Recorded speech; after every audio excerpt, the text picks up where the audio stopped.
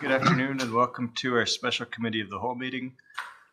On June 1st, 2026, we acknowledge that the sacred land on which Smith Falls is now located has been the site of human activity for over 10,000 years and is rich in Indigenous history.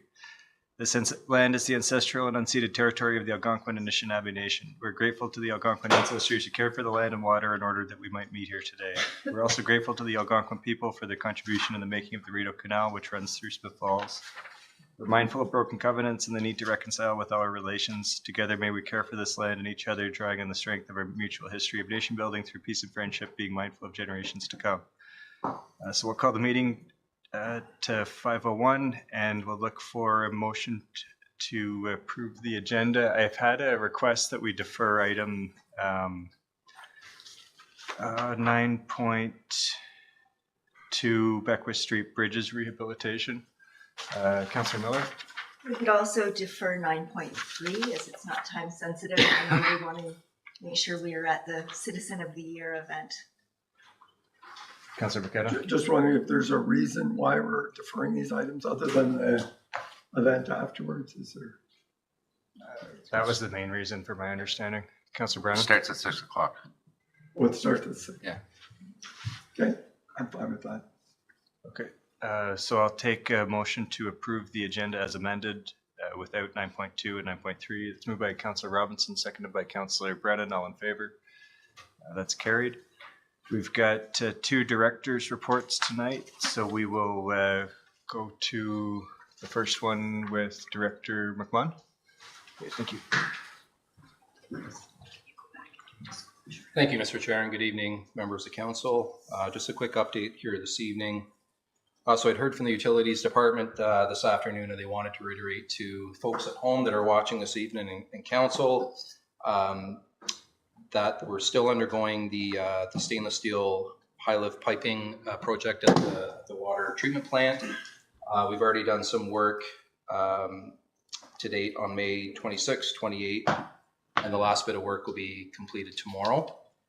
So we had pushed out some social media correspondence to people at home, so they were aware that if at all possible, excuse me, if they could conserve water during this time and, you know, not be filling their pools and things like that, that it would certainly help with that operation at the water treatment plant. So I just wanted to come back around to that, given the fact we have some more work that we're doing on June 2nd, just to let people know that if they could continue to conserve and not use excess water if they don't have to, that would be appreciated from utility staff. Great, thank you. Any questions, comments? Seeing none. Great, thank you. Thank you. Director Dauber? Or you? Oh, Carol.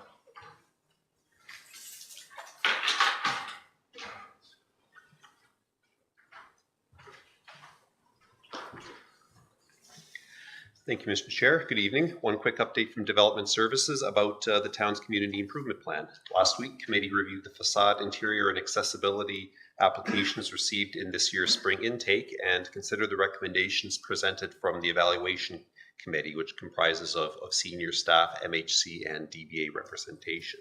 So council is in support of most of the applications, with their formal approval forming part of tonight's consent agenda at council. However, council last week did request a couple points of clarification, which staff are happy to provide through this update.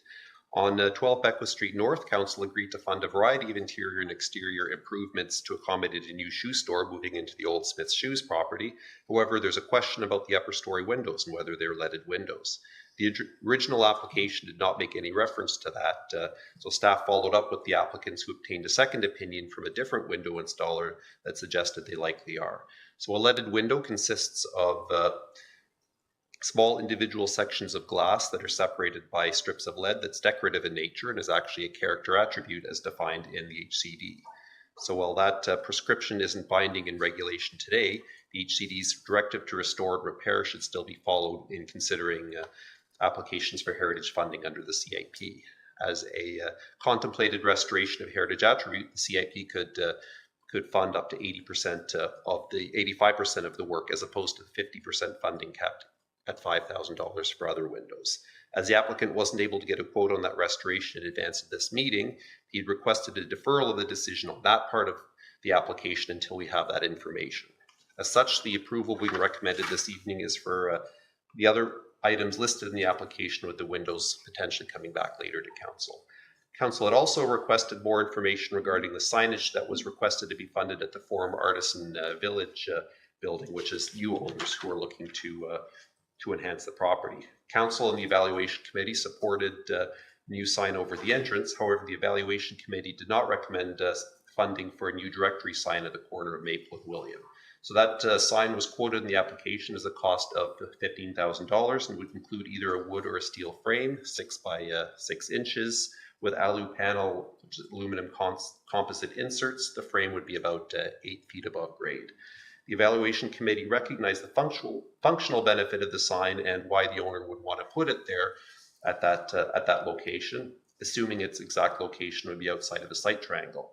While the final funding decision would be up to council, the evaluation group considered the application and did not recommend CIP funding, as the comment was that the large sign and location would draw attention to the building, essentially concern of proportion as noted in the downtown core design guidelines. While the guidelines don't speak specifically to pylon signs, the group also considered a general requirement about harmonious with the area's heritage and quality, scale, and style. So this is intended to provide the committee with updates on a couple of these CIP items as council considers final approval. On a positive note, council is also advised that we have about $90,000 in the CIP reserve that can be accommodated in a fall intake. So you will see staff out in the community working with our partners and businesses, and hopefully coming back to council in September with more applications. And I certainly wanted to acknowledge the hard work of our planning clerk on this CIP. We would not be here without her behind the scenes work with applicants and others.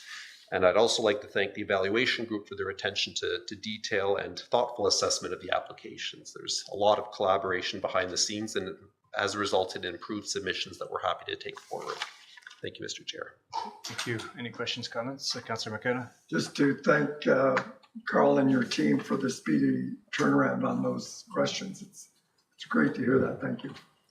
Councillor Brennan? Yeah, thanks, Carl. And on the windows you spoke of, so is that included in the confirmatory or the consent report we have tonight?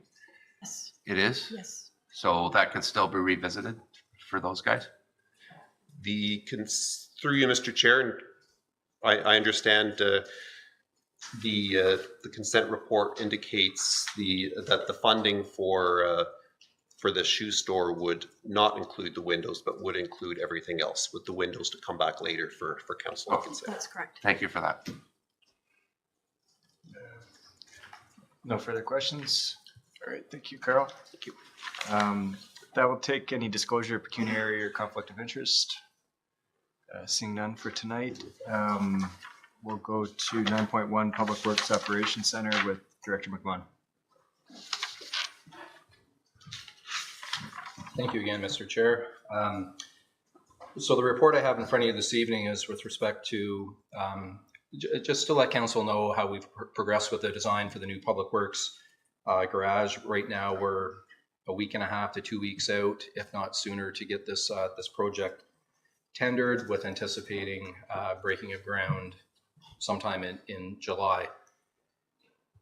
If that were to happen, that would stage us well to potentially be looking at occupancy around this time next year, July, August of 2027.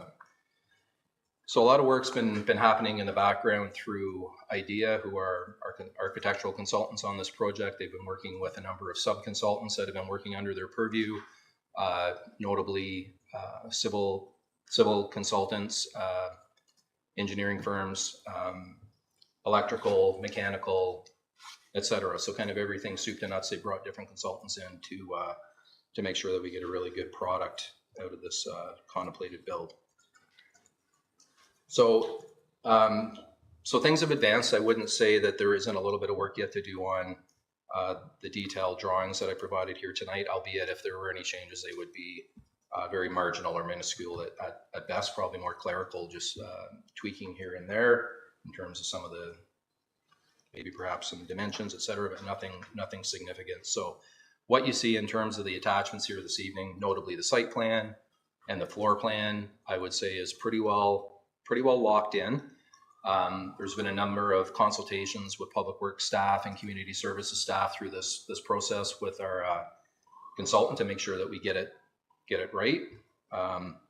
So I think we've covered all of our bases. Like I say, there's been a lot of oxygen around this in the room to try to make sure that we don't miss something. So, like has been mentioned before, this project, the Public Works Operations Center, is very much a purpose-built building, purposely built for public works and community services. That's what why we're implementing the cold storage building, to house some of the equipment and materials that community services use on a daily basis, and storage for their mowers, their Zambonis, etc., at certain times of the year. Notably, right now, is my understanding through community services, that areas that they use for storage is out at the cemetery, and then what's been coined the Ponderosa building over on Old Mill Road. So they're looking at a facility that can house some of their equipment and materials they use. So all that to say, we've incorporated the cold storage building. We've incorporated a fueling depot that you can see that's adjacent to Air Care Drive. Incorporated a backup generator for the facility, and then the facility proper, which incorporates the administrative wing that's been talked about previously, and of course parking facilities as well for staff. So I'm quite pleased with the way that this project has advanced at this stage in terms of what the site plan is actually going to look like, and even more so with the design of the floor plan. So with that, I'll just note with the floor plan, we have future-proofed a little bit in terms of, I believe there's 2 additional offices over and above what we need currently right now. Previously, it's been contemplated during budget deliberations to add a locate permit tech. So that's a possibility down the road. So we wanted to ensure that we weren't simply building it for today, but that we do have some future proofing in the administrative wing, as well as the garage proper, the area that the public works staff will use on the other end, where the garage bays are denoted. So we incorporated 5 drive-through bays, so there'll be doors on either side of the building, so trucks can pull in and pull straight out to get to the yard. And then conversely, if they're going out and they have to go out straight out to Walker Road, they could do so. There'll also be an entranceway, access and egress out to Air Care Drive as well, adjacent to the cold storage building. So a couple of points of access egress out of the site. You'll notice that we've incorporated a wash bay at the far east end of the building as well. We currently don't have any vehicle wash facilities in the current setup that we have at the garage. That was subject to a fire year ago this past February. So we incorporated that, so that'll be an interior wash bay. It's not a drive-through car wash like you'd see at some gas stations. It's very manual. It's just an area that's the interior sheeting, if you will, is constructed such that not prone to water damage, etc. So, and then we have a repair area. We've incorporated a mechanical lift into the design. Again, kind of future-proofing. If we're going to contemplate bringing a heavy equipment mechanic on to staff in the future, then we can certainly accommodate that. You'll notice that there's the one thing that was significantly important and kind of what was the driving factor behind council's consideration prior to the fire to build a new public works building, or at least get the design stage done, was the health and safety element of the fact that there's no showers facilities at the existing building. So that's all been incorporated, both men's and ladies' change rooms with shower facilities. There's a number of washrooms throughout the site that are kind of driven by Ontario Building Code requirements in terms of the occupant load in the building. We got to have X number of washrooms to be able to make sure we're compliant with OBC requirements in terms of the number of people in the building at any given time. So with that, that's kind of a snapshot in terms of what the square footage will look like for the building. Nothing has significantly changed from what was reported previously to council, albeit we did kind of go back to I wouldn't say the drawing board, but in terms of the administrative wing, we tried to make sure that we were not simply adding space that couldn't be multi-purpose space. For instance, the training room, which you kind of see not necessarily right in the middle of the administrative wing, but more favoring the garage side. We repurposed that to be a lunchroom and a boardroom, plus a training room. So keep in mind that, and we were cognizant of the fact that we won't have training going on every day. So we can dual purpose that area for a lunchroom facility for administrative staff, as well as a boardroom for being able to host meetings, et cetera. And then at the times when we are hosting some training, of course, that middle divider can be pulled across, stored in a closet, and when we need to separate the room, we can do so.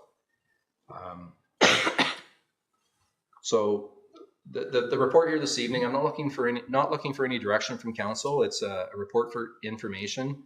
Like I say, we're getting really, really close to tender issuance for this project. So with that, I'll leave it at that. I'm happy to answer any questions that council may have. Great. Thank you, Councillor McKenna. Thank you. It looks great. I just wondered if there was either interior or exterior vehicle charging stations incorporated. I didn't see them noted. Electric vehicle. Yeah, there isn't in this build, albeit that wouldn't preclude us from putting vehicle charging stations into this facility down the road. Okay. Councillor Brennan. Yeah, I agree. It looks really good. Just a question, just for everyone's information, and I think I know the answer, but I'm not sure. The amount of 10.4 is a preliminary now. I know we have to go to tender and find out. Does that include the demolition of the old building? Sorry, I'm just having a hard time hearing it. I heard you're talking about the Demolition of the old building, isn't that included in the 10.4 million? It is. Okay, Yeah. thank you. As is, so I will note that as is the charging station as well, or not the charging station, sorry, the fueling station, right, is included in that as well. So myself personally, I've got, I've been in consultation with a fueling supplier in town, and we'll be well south of the allocated funds that we put in the budget for a fueling system. So I'll expand on that a little bit further down the way. Thank you. Mayor Penko. Yeah, thanks, Director Munn. Just on the fueling station, how are we fueling? How are we managing fueling today? Sorry, How are we managing fueling vehicles today? Yeah, great question. So, so we do have clear and color diesel at the yard for our heavy equipment. We don't have any fueling tanks for regular unleaded. So currently, right now, we get fuel from Esso, and we have cards with them. Staff have PIN numbers, so we're not paying every time we get fuel. We'll get an invoice from Esso, and then it gets distributed amongst the different accounts that we have for vehicles, et cetera. So a fueling station that I'm looking at for this particular site, it'll have a card lock system. So there'll be key fobs fobs on key rings that when the particular staff person pulls up, swipe their fob, they'll have their own unique PIN code that they'll put in so they know that it's legitimate, that somebody from town's trying to fill up. And then when you swipe your card and or key fob, it'll know in the system how much fuel was dispensed into that piece of equipment, and that'll tie into our system kind of on the back end. So we, from a budgeting perspective, will know how much fuel went in a particular vehicle on any given year, if that makes sense. Yeah. So the tanks we have now are above ground. New tanks will be above ground too, I assume? They will be, yes. So there'll be color diesel, regular diesel, and Unleaded. regular gasoline. Yeah. And so we're paying retail right now for most vehicles. We're paying a wholesale price, I presume, for the diesel. Do we see a fuel savings Yeah. So overall? great question through the chair. So I've had those conversations with a local fuel supplier who we're in works with right now for this fueling station. So it's my understanding that any fuel that is purchased through them will be at the rack rate. So not necessarily, there'll be a wholesale rate as opposed to full retail rate that we're paying right now when we pull into the pump. So, I guess because there's a cost, obviously, to having the convenience. So the hope would be that over time it would, by having the savings could offset correct. that cost. Yeah. So my intention is to, without being, my intention is when we tender and I come back to council to award, at that particular time, I should have my ducks in a row in terms of this fueling station. And at the same time, my recommendation will be to include this particular vendor for fuel supply. We're using them right now for fuel, if that makes sense. Okay. Right. If I may, Mr. Chair. And then the mechanical systems, like I said, as we have a climate protection plan, we were trying to move away, obviously, from the use of fossil fuels. And I appreciate we just talked about fossil fuels, and that's the only option available today. But to Councillor McKenna's comments, having electrical capacity to someday fuel heavy equipment with to charge heavy equipment, obviously not plus passenger vehicles, would be important within the structure of the, I guess, the wiring installations within the building. So I certainly want to make sure that's part of our plan. And then I assume a flat roof. I'm not 100% certain because I haven't seen the elevation drawings yet, but I guess don't believe it will be a flat roof. I believe it'll be a hipped roof. So I guess again, the approach there is the opportunities for solar with battery backup, getting much more cost efficient, significant grants available to do that type of work. And so if we can, again, if it's in some cases roughly an 8-year payback as an example for a homeowner, I'm not sure it would be a project like this, but the idea being that this is something that's going to be here for generations. We want to ensure that as you said, you future build it for capacity with the number of bays and the offices. I just want to make sure that we future build it for a changing world and to make sure we take advantage of the opportunities that present us, same time reducing our carbon footprint. Right. So, so the reality is we haven't necessarily incorporated for, say 10, 15 years down the road, if we were to do a full transition to EV, but primarily for the larger heavy equipment. I have no idea what that's going to look like in the future. If dump trucks and plow trucks are going to be electric or not, I think that might be a lot to ask, but perhaps maybe that's coming down the road. We haven't staged the electrical connection service for that right now at this point. What I will say is we do have transmission lines that are adjacent right on Walker Road that we're tying into to upgrade the service into the building right now. So potentially down the road we could tap in if we needed an additional service for broadly speaking, like to service our EV stations for our equipment. Well, yeah, it's coming. They're working on them now. I think it may not be 10 or 15 years, might be 5. And as we retire our fleet, at some point in time, make that transition. But it's also the mechanical systems within the building and how we're heating and cooling the building. And so having the opportunity for, as I said, solar, battery backup, but also the heating systems. And I presume they're probably, the way we've always done is natural gas. And again, I'm not sure if that is the best option, only option. Should we be looking at heat pumps when it comes to providing air conditioning as well as heating opportunities to a certain temperature, right? So there's a lot of considerations which we haven't had the conversation here yet.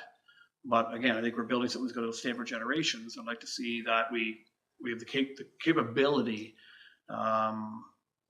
to reduce our carbon footprint. We've got a climate action plan, and we've got milestones that are being communicated, will be communicated in completion. And it's a matter of how do we, if we continue to invest in, say, in systems that don't allow us to change in the future or even embrace today, we're never going to hit our milestones. So this is, I think when we're doing new construction, is the time we should be, in my mind anyway, having those considerations. Right. Yes. Sorry, through the chair. That's certainly something I'll take back to the folks at IDEA, to Chris Warner-Smith, and you folks are in the Horseshoe have met Chris before. So I'll ask him all those those questions. Whether or not it's something that could be staged today or it's designed such that it could be retrofitted down the road. I'm thinking more so with the roof system, if it's going to lend itself to, say, solar panel installation down the road. And if it currently doesn't, then now would be the time to invoke that change to suggest that we can do that. Yeah, and it may not be down the road. There's some great programs out there now, Right. green energy grants. We were fortunate enough to get almost $500,000 for the bridge from the federal government because of this type of construction. I think there's grants available as well. So I guess if that can be pursued and looked at today, it may be something we can incorporate when we do the construction, because I think that may provide us some offsetting revenue sources. Yeah, good points. I'll have that conversation with Chris tomorrow. Like I say, we're not so far along that I don't think we can make those changes. So now is the time to ask those questions. Yes. So yeah, Thank you. Councillor Miller. but we're getting close so to getting tendered if we want to ensure that we're in this building before the snow flies at the end of 2027, right? Yep. Councillor Miller. Just wanted to throw my support behind the comments about being capable of handling environmental improvements. You know, and I think when we go to tender, if we have the flexibility for bidders to be able to say, well, we could add space for EV charging, but we don't do the fuel station now or something. So I think that would set us up for success on bids. So I just support what Councillor McKenna and the mayor have said. I think when I look at the drawing, it makes sense. I think when we still have that 10 million price tag with it, and I'm really expecting the tenders to come in between 4 and 6 million, because that's what Perth's estimating for theirs. That's what Montague's did theirs for.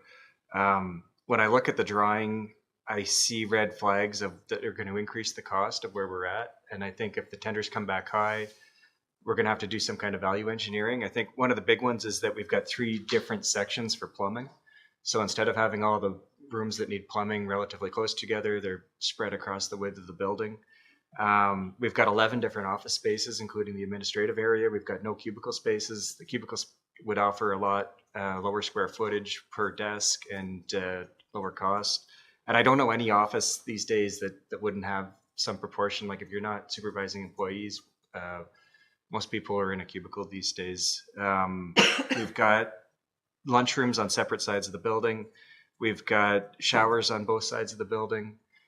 We've got a whole mechanic bay for a mechanic we don't have on staff yet. So I guess the other side of this too is that we're building it bigger than it needs to be, but we're also financing it with debt. So we're going to have the building is going to start to age the day it's opened, but then we're also paying interest on that amount, and we're not getting any grants for the incentive of building it bigger now. So considering we're just being asked, or we're getting this for information, there's nothing really to debate or say. We need to get it up before winter, but I've got an uneasy feeling about it, and I'm not, if the tender comes back and they're high, I hope that we go back and we do the value engineering to get the cost down, because I feel like there's still opportunities for savings here. Any other questions, comments? All right, thank you. So with that, thank you, Director McMunn, and we'll move on to 9.4 SharePoint Records Management with Director Dauber. Thank you. Through the Chair and Council, this report has 2 portions to it. One is to bring forward a 2021 capital approves item that has not been completed at this point. I don't exactly know the reasons why. I believe it was probably deferred for more information, and there was a number of staff changeovers at that point. So now we're coming back and we're looking at it. The treasurer at the time did a great job of when it was deferred, taking those funds and moving it into what we call the carryover reserve. So as we're looking to spend that money, it's no impact on the current tax levy. It's also no impact on our current reserve structure as far as our tax-based capital reserve, water or wastewater, of course, because of the fact that it's actually been put aside and ear tagged for this year. So financially, there's no impact. The big item tonight is that staff's coming forward looking for a single source or council authorization to go out for a single source with the information pros. The reason for that is that this is a company that's already been dealing with this for a number of years. They provided us with our retention schedule and worked with the clerk. They have developed a number of town policies that are related to data, such as the retention, document digitization, and that sort of thing. So they've been in our structure. They understand what our data looks like, and they understand also the goals. There are a couple of options of how we could have gone that we ran through the IT strategy. At the time, there was another organization that focuses on the TOMRIMS system, and for the public's education, TOMRIMS just stands for the Ontario Municipal Retention Schedule. There's one other letter in there, but it's the organization for the data for the finished data in a format that we can then follow the retention schedule moving forward. Through the IT strategy, it was pointed out that if we were to go with the SharePoint site instead, we could accomplish all of our goals for TOMRIMS, but we could also set up those SharePoint sites for each department to have a working set of files moving forward in a very structured format. So we want to go with the Info Pros because they're already familiar with their setup. They already know our system. They also deal with more than 700 organizations, of which 350 are municipal facing or municipal type organizations. So there'd be, fire department, police departments, that sort of thing. They are dealing with a number of universities, and the person that we are dealing with also is a guest speaker across the country at a number of conventions that are related to data. So they're very experienced organization, very experienced in data management, probably one of the leaders in Canada with a huge market in the municipal world. Based on the fact that they're already here, that they already have our information, they already have our data, staff felt it was pertinent to move forward, and we're seeking council authorization to single source. Any questions, comments? Councilor Buchanan. Sure, thank you, Mr. Chair. I'm supporting your recommendation, and probably one of the most important decisions we'll make this year, I think. Having that foundational records management system in place is critical. I did have a question. It's more around why we do it. There's a lot of why bother with this. They're talking about improving workflow, good data management. But for me, and it's not covered in here, is that, and we haven't addressed it at council as far as I know, is that all the information that the town has should be public facing, and the public should have easy access.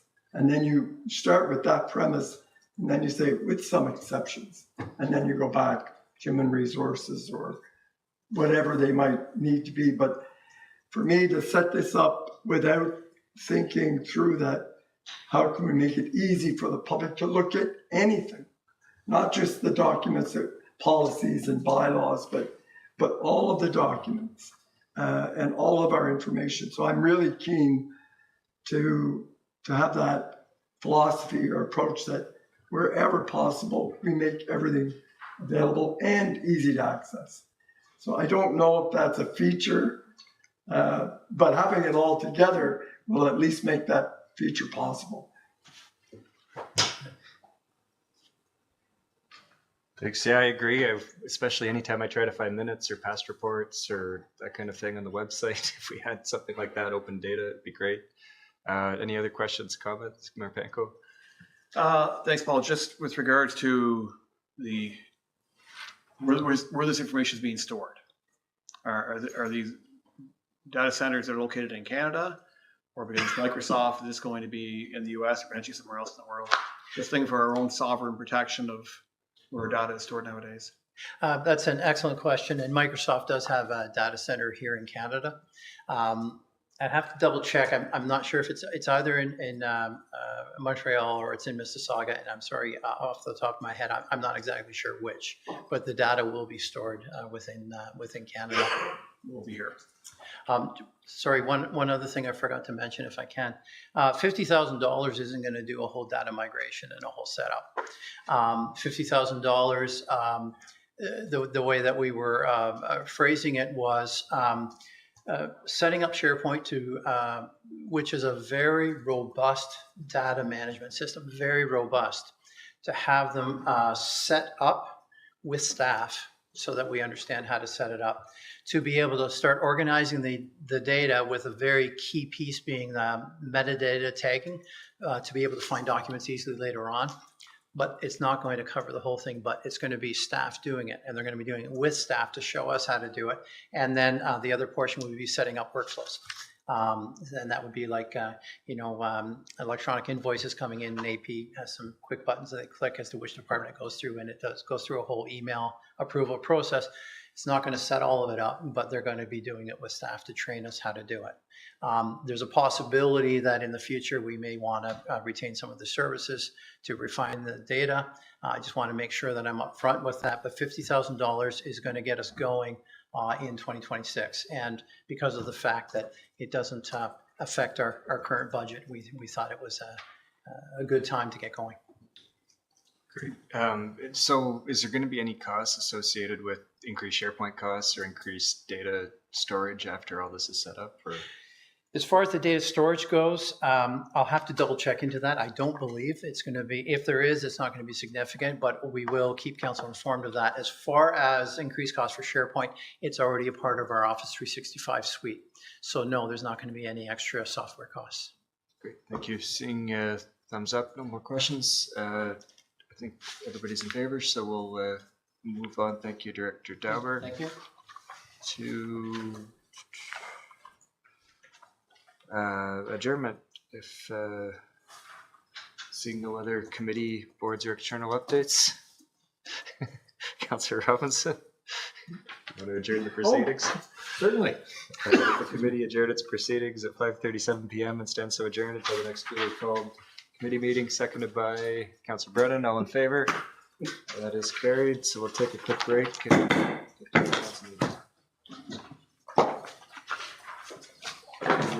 We didn't want to wait for me to put my hand up. Move this moving. You want to do the agenda, Don? Yes. That's all I got. Oh, I got that. Shoes. Oh, did she win? She wants one of hers. Nice.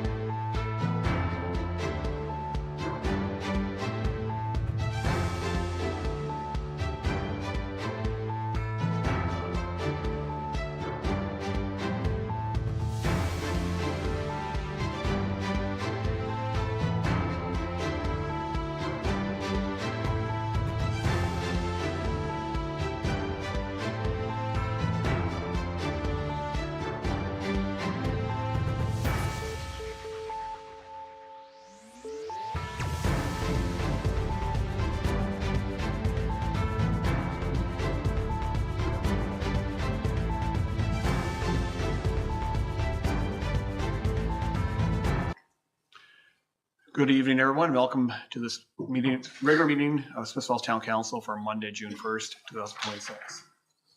On Monday, June 1st, 2026, we acknowledge that the sacred land which Smith Falls is now located has been a site of human activity for over 10,000 years and is rich in indigenous history. This land is the ancestral and unceded territory of the Algonquin Anishinaabe Nation. We're grateful to the Algonquin ancestors who cared for the land and water in order that we might meet here today. We're also grateful to the Algonquin people for their contribution to the making of the Rideau Canal, which runs through Smith Falls. We're mindful of broken covenants and the need to reconcile with all our relations. Together, may we care for this land and each other, drawing on the strength of our mutual history of nation building through peace and friendship, and be mindful of generations to come. I'll call the meeting to order at 5:41 p.m. Approval of the agenda is with Councillor Brennan, please. Thank you. Moved by myself, seconded by Councillor Quinn, that the June 1st, 2026 regular council meeting agenda be approved as circulated. Thank you. Moved by Councillor Brennan, seconded by Councillor Quinn. The June 1st, 2026 regular council meeting agenda be approved as circulated. All in favor? Carried. Any disclosure of pecuniary interest or conflict of interest or general nature thereof? Seeing none. Approval of minutes is with Councillor McKenna, please. Thank you. Moved by myself, second by Councillor Robinson, that the minutes of the May 4th, 2026 and May 11th, 2026 council meetings be approved as circulated. Thank you. Moved by Councillor McKenna, second by Councillor Robinson. For the minutes of the May 4th, 2026 and May 11th, 2026 council meetings be approved as circulated. All in favor? 2 is carried. Reports. Councillor Quinn. Thank you, Your Worship. Just a couple of things this evening. The Real Deal is going to be having their AGM, and I forgot to write the date down. I think it's June the 13th. So they'll be having that. And also don't forget that this Wednesday night coming, June the 3rd, is our first night of bike night. And we hope to see everybody out for a wonderful time. Get ready. Get ready. The roar is coming. Anyone else? A couple myself. I won't do them all. Just want to highlight our volunteer appreciation event, which happened earlier in May. May 20. I think it's the 27th. Just want to highlight the winners. The Brittany Henderson Award for Youth was awarded to Ava Legault, who's been very active performing in plays at Station Theatre, volunteering at Heritage Museum, and at SFDCI, where she is also co-president of Students' Council. So congratulations, Ava. It was great to have the opportunity to meet her and present the award that evening. Municipal Volunteer Award went to the Old Home Week 2025 committee. Again, an outstanding contribution, 2 years of planning, dozens of volunteers. I can't imagine the countless hours put together in delivering what was a very memorable, outstanding event for everyone to enjoy. The Good Neighbor Award went to Tom and Glenna Clark. I think we're all very familiar with Tom and Glenna, and I guess really they embody the definition of good neighbor. Anybody who lives in that neighborhood knows them well, and they're always there to help in any way possible.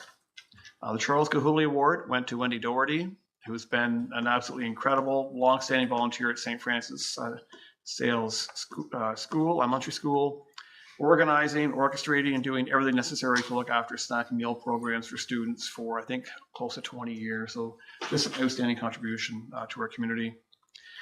And then we also brought in a new award this year, the Mayor's Award of Merit. It was to be given annually to recognize an individual or individuals who have, over a longer period of time, made a deep and meaningful contribution to improving the lives of a segment of our population who may, at times, have difficulty speaking up for themselves or require special assistance to get the most out of life. This was awarded to Judy Jones for her decades-long support for leadership in Special Olympics. And Judy, just such a special person. And when we think of an award involving inclusion, Judy speaks to that so well in so many ways. I won't get into any of the reports. We can save those for another night, considering we have a Citizen of the Year banquet to get to in about 15 minutes. So from there, if there's no further reports, I'll move on to a couple of proclamations before we get into our official business. First proclamation is Pride Month, whereas the Town of Smith Falls supports the rights of every citizen to experience equality and freedom from discrimination and accepts and welcomes people of diverse backgrounds and believes a diverse population leads to a more vibrant community. Whereas all people, regardless of race, national or ethnic origin, color, religion, age, sex, sexual orientation, gender identity or expression, marital status, genetic characteristics, or disability have the right to be treated on the basis of their intrinsic value as human beings. Whereas Pride Month is a month-long celebration that recognizes the LGBTQ plus, ISL LGBTQ plus community, IA community, and their contributions to the society as a time to acknowledge the challenges faced by the community and to stand in solidarity with their fight for equality, acceptance, and human rights. Whereas Pride Month is a joyful and colorful display of love, unity, and resilience with events and activities that promote inclusivity, educate the public, and celebrate the diversity of sexual orientations and gender identities. Now, therefore, be it resolved that I, Sean Panko, Mayor of the Town of Smith Falls, do hereby proclaim June 2026 as Pride Month in the Town of Smith Falls, and encourage our residents to reflect on the ongoing struggle for equality for members of the 2SL LGBTQIA plus community face and to celebrate the contributions that enhance our municipality. And that the Pride flag ceremony will be held on June 6, 2026 at 11 a.m.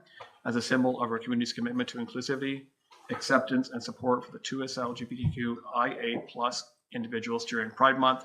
So yes, the flag will be raised at 11 a.m. out front, and then there's going to be a celebration and barbecue in the town square. So everyone is welcome to come out, join in the celebration. And, another celebration will be held in August, more of a full day event. Second proclamation is Ontario's Seniors. Let's Get Moving Senior Month, June 2026.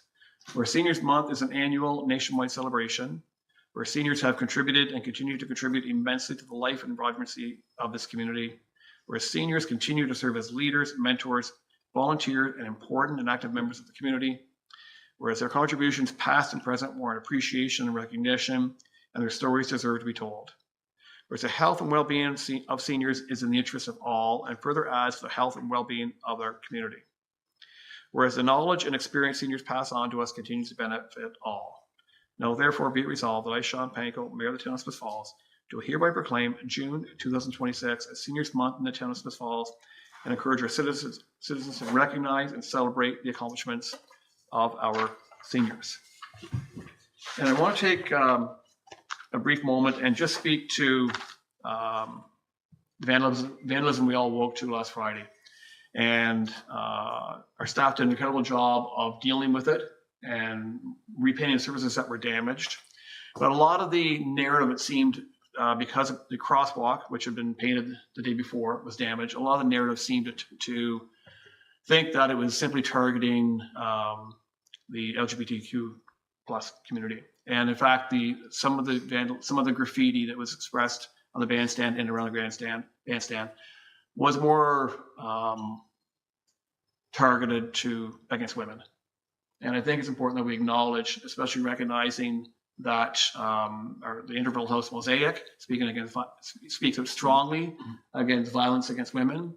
And in this instance, some of the words that were used were very derogatory and negative towards women. So I think it's important that the community understand it wasn't just targeting the crosswalk.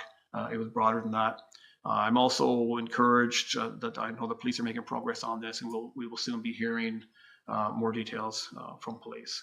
So it was a horrible act, but hopefully the community learns from this act, and hopefully it doesn't happen again. But regardless, we stand together, and we will not stand for it, and we'll make sure that justice is sought through this process. And at that, let's move ahead. We've got a party to get to. Consent agenda with Councillor Quinn, please. Thank you. Moved by myself, seconded by Councillor Miller, that the items in the consent report 06-2026 received from the clerk be received and adopted. Thank you. Moved by Councillor Quinn, seconded by Councillor Miller. The items in consent report number 06-2026 received from the clerk be received and adopted. Clerk Costello. Thank you, Your Worship. There's two resolutions on the consent agenda this evening. The first being request to the province to extend the deadline for notices of intention to designate listed heritage properties. This was a correspondence item from back in April. The second regarding the water treatment plant high lift pump repair. We also have 3 bylaws on the consent agenda this evening, one being the final 2026 tax rate, the second being the mayor and clerk to enter into an agreement with the Ministry of Economic Development, Job Creation and Trade for the Small Business Advisory Center, and the third and final regarding the CIP programs that Manager Grenke spoke to earlier this evening. I would draw council's attention to 2 minor amendments to 7 Main Street East. The programs being approved tonight are 12 and 13, and 12 Beckwith Street is program 12 and 13. I had only denoted 12 on the consent agenda. Anyone like to pull any item up for further discussion? Call the question. All in favor? It's carried.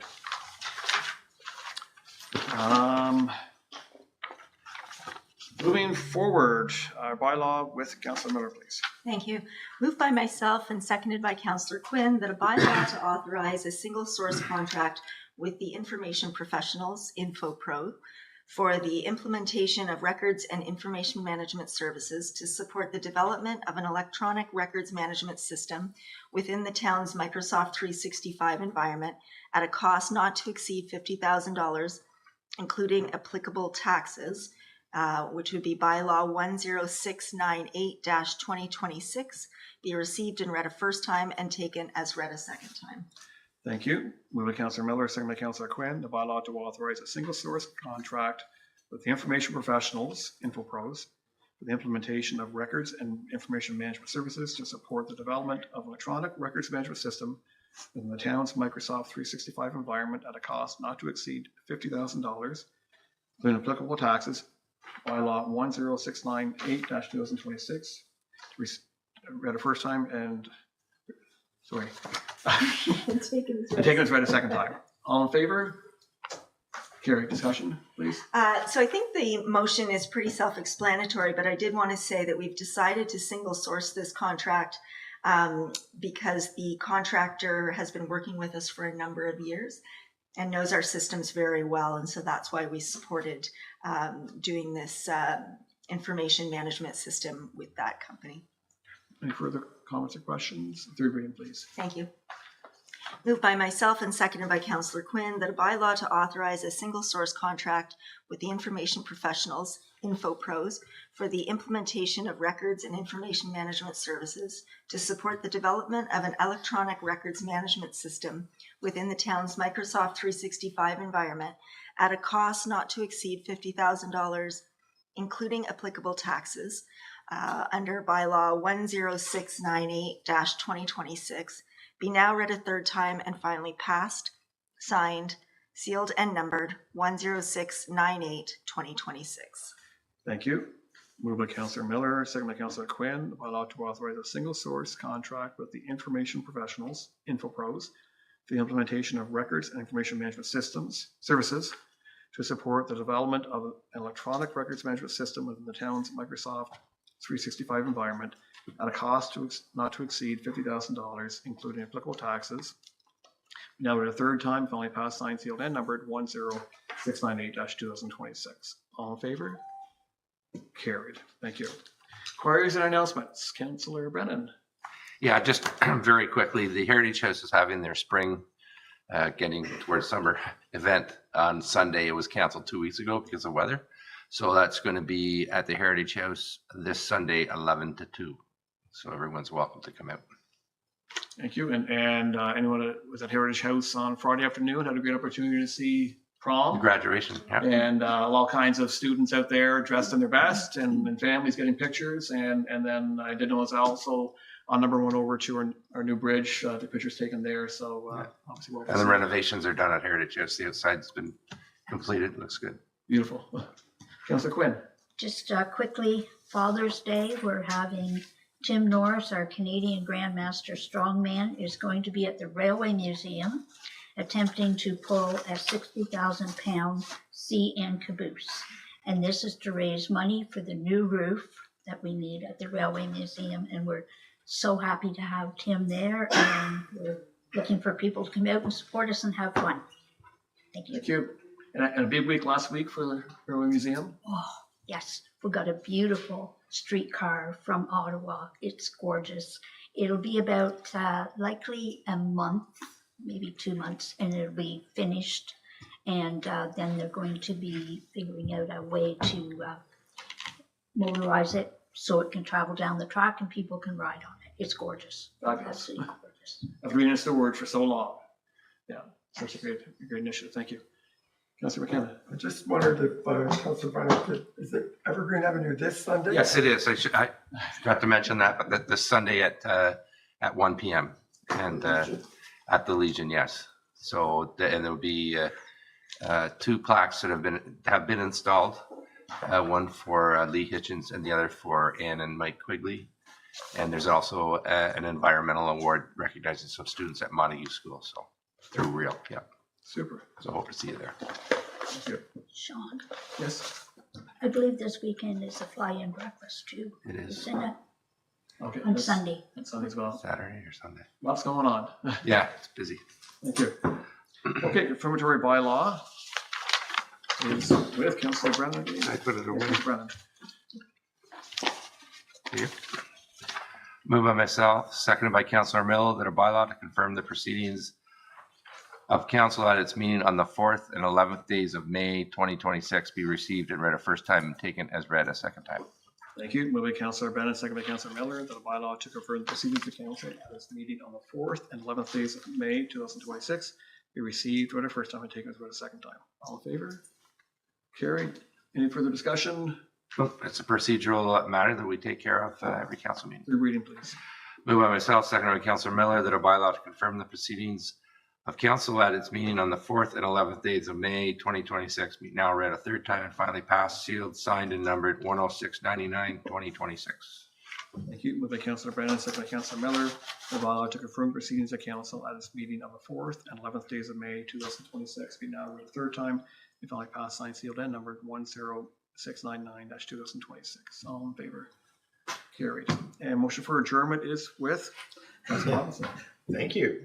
Moved by myself, seconded by Councillor Brennan, that council adjourn its proceedings at 5:57 p.m. and stand so adjourned until the next duly called council meeting.